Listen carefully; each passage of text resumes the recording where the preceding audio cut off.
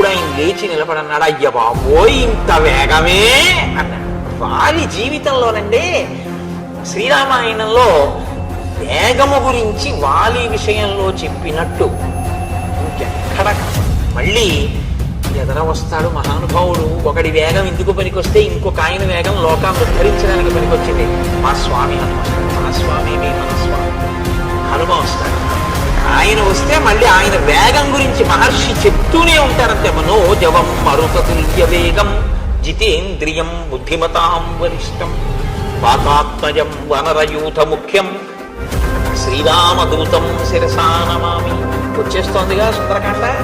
కాబట్టి ఇప్పుడు ఆయన ఈయన్ని చూసి ఆశ్చర్యపోయాడు. ఇంత వేగమే, ఇంత బలమే అని ఆశ్చర్యపోయి, నేను నీలాంటి వాడినే, కాబట్టి మన ఇద్దరం ఒక అంగీకారం